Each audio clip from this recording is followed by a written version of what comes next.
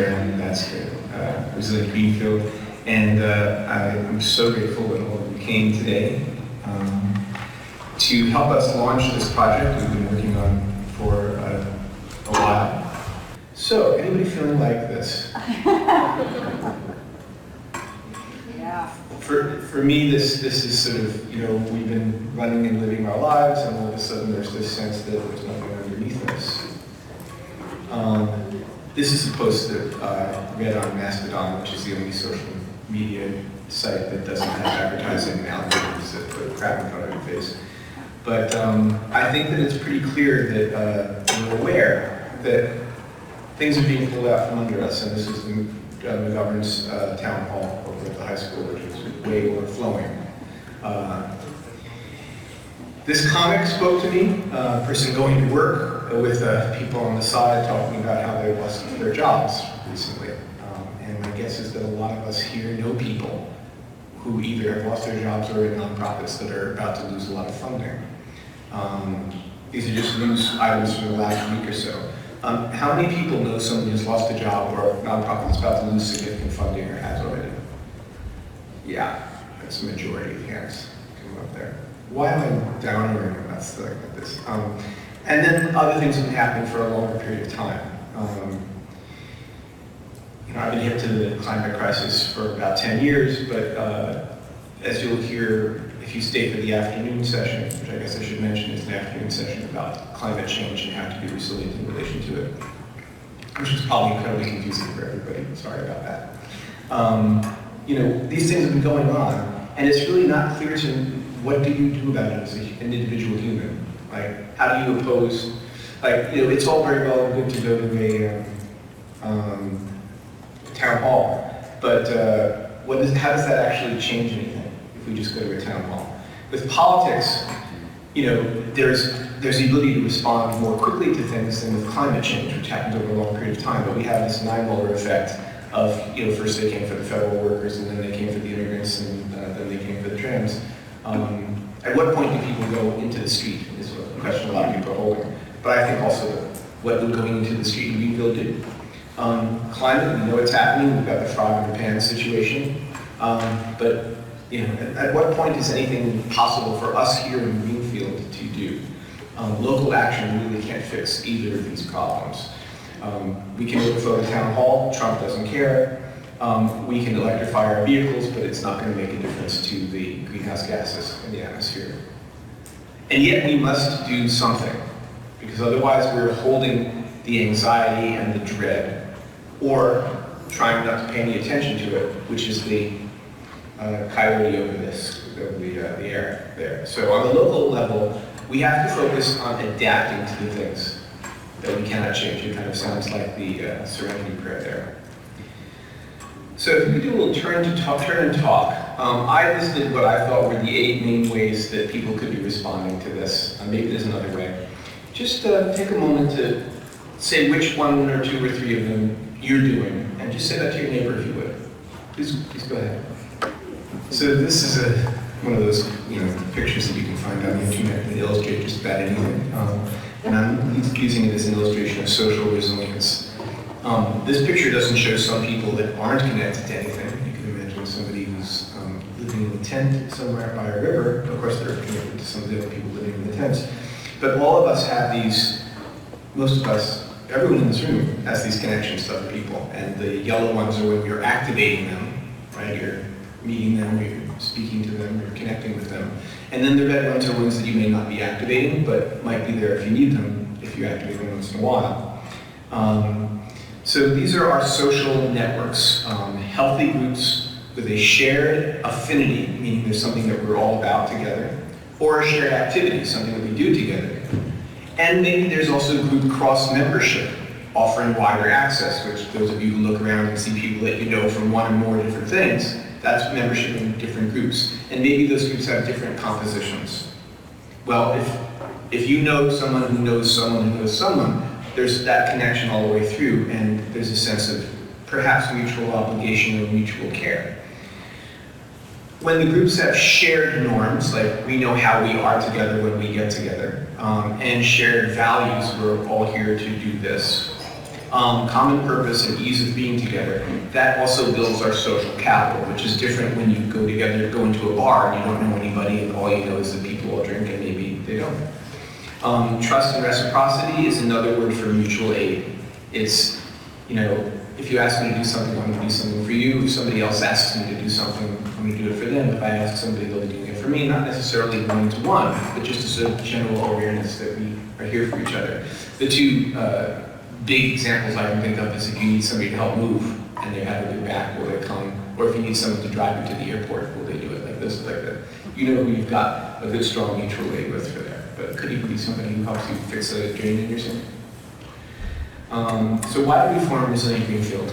Let's get to the point here, all right? So we saw that our nonprofits are concerned about static or decreasing volunteering levels. We know that our volunteers are mostly aging boomers. Look around. But most Greenfielders are working age, which is like, why is that? Imagine why. Traditional volunteer groups like the Fraternal Order of Elks and churches, their membership is shriveling up as far as the people I know. Now some people say that Moose is going strong. I don't know. But you know, when you go to a church, you see what's going on. And these are the ones that generally had the community's welfare in mind. However, during COVID, in my neighborhood, everybody helped each other. And also, volunteering organizations have told me that they got a lot more volunteers during COVID. Now, yes, a lot of people weren't working. That seems to be about to happen again. But more was at stake. I think that when we share a sense of a threat, the reason why people went to the town hall, the reason why people are worried about electrifying their vehicles, if we can have a more resilient community, we can respond better to those threats. And so building resilience is a meaningful response to the things we cannot fix locally. I can't imagine that anyone here doesn't agree with that. I can tell you that it works. You can actually feel like your anxiety and dread is notched a great deal lower, unless you doom scroll every night like I do, because you're helping build the resilience of the community. So, we had this idea that we could have a volunteering network that was community-wide, where all of the organizations had pages on that platform, the way you have a page on Facebook, where volunteers could go and find out what are the current volunteering opportunities that are being advertised by those organizations. Not, I love Stone Soup, I'll just sign up for the mailing list, but this weekend I don't have anything to do, let me see what volunteering is possible for me.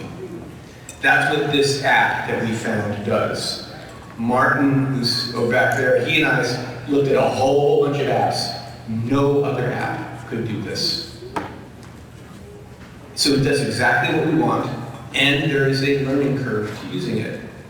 And that is my personal sense of where the bottleneck is going to be. We have enough people that they will volunteer. We have enough organizations that need volunteering. That engine requires that people want to volunteer, people need volunteers, and they meet each other on this app, but the oil of the engine, the thing that keeps it going, is people knowing how to use the app. So that's where it's going to be challenging. So that's the engine. Diverse volunteers, not only boomers, but people who are working age, people from all walks of life, maybe people who speak Spanish. More ways to give your time than you might be thinking of now. And then coordination through the app and also through the people who are wearing these gingham epaulets. Those are the people who are here to help you with tech support. Those tables at the back are some wonderful GCC students and their helpers who at any point today, you can go up and go and work with them. Even right now you could. And also those of us who are meeting in the circles, sociocratic circles of Resilient Greenfield. So the output of this engine will be more support and care, meaning the work that the volunteer organizations are doing, and also a stronger social fabric as the volunteers get to know each other and build their connections. I am going so far over time. The way that this started was a meeting with government, nonprofit, and business leaders. They were all like, yeah, what you're seeing is what we think should happen. They were enthusiastic about the project. They asked for help. The people whose names are over here, who are just about all in this room, were early people that really gave us the sense that we're on the right track here. And now we have pilot groups, most of whom are here as well, who are saying either we want to put some needs on the app.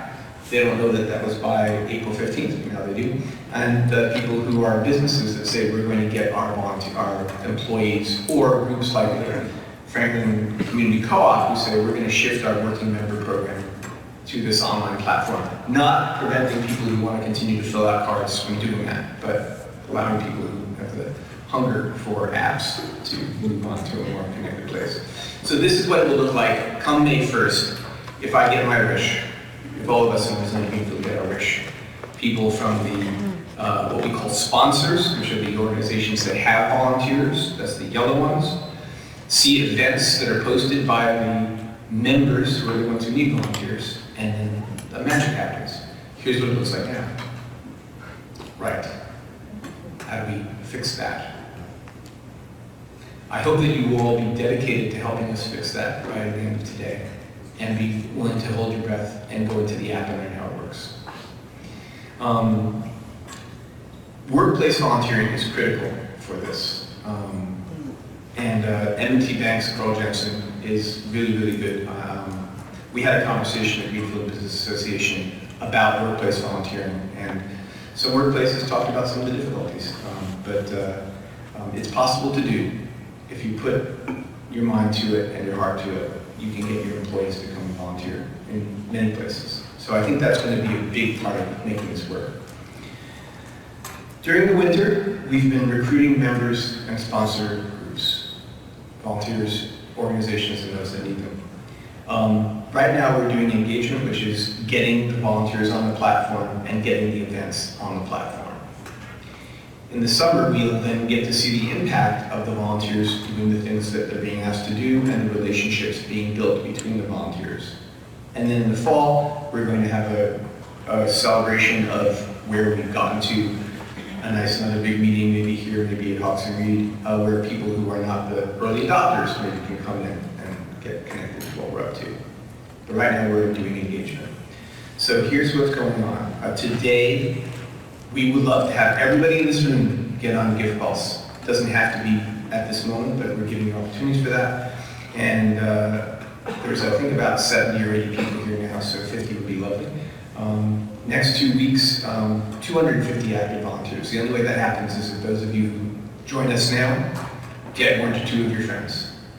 I know I'm asking a lot. I hope you're willing to do it. Then the organizations need to get their events set up.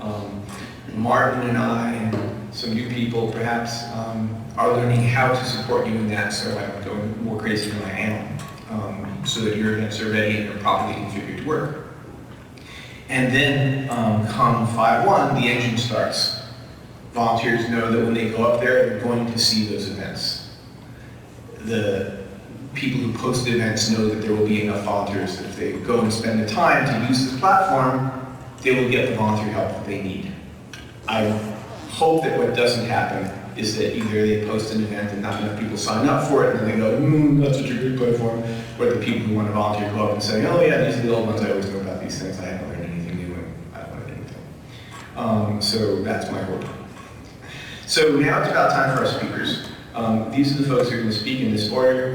Kirsten is going to speak for 10 minutes. Everybody else will be for 2 to 5 minutes. And when they're done, they're going to go and sit at this panel, and then we're going to have a sort of open chat about anything from the panelists and also from the community asking them questions. What I want to ask is that the panelists think about what are the implications of everything I've just said. Ask me questions if you want, and just imagine how this could work. Be my brain trust. Okay, so without further ado, I'd like to invite